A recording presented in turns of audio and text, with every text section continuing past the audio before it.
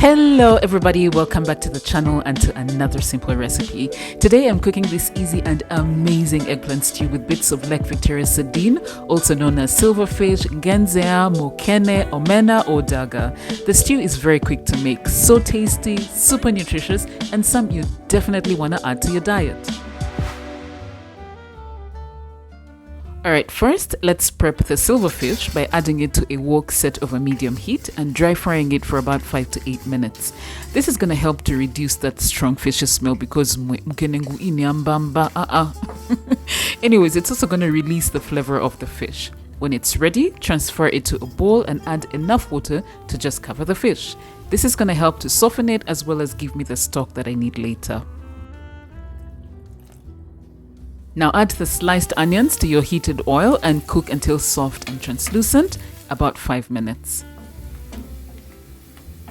Add the minced garlic, cook very quickly for 30 seconds, making sure to stir constantly, and then it's time to add the chopped aubergines or eggplants. Saute these for about 5 to 8 minutes.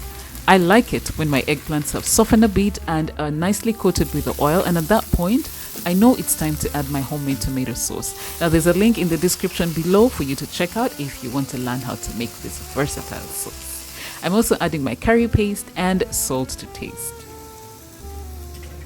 Mix everything up until nicely combined. Now add the silverfish along with the water in which it was soaked. This water is nicely flavored. Let me tell you something with that fishy scent.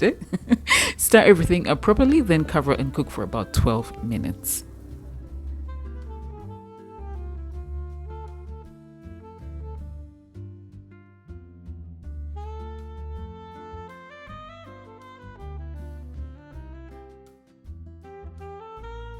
So this is 12 minutes later and I'm adding the coconut milk, which is an optional ingredient, but so perfect to give my stew that lovely creamy texture and to further mask the fishy smell. I'm also adding a whole load of chopped fresh coriander. Stir everything up gently and just look how beautiful this looks. And again, the aroma wafting through my kitchen is not overpowering at all. Now your stew is ready to be plated and you can serve it next to your choice of sides like inyasa, sweet potatoes, posho, rice, matooke. Basically, the list of sides is endless.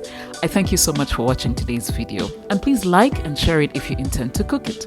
And until my next one, may you live to declare the goodness of the Lord.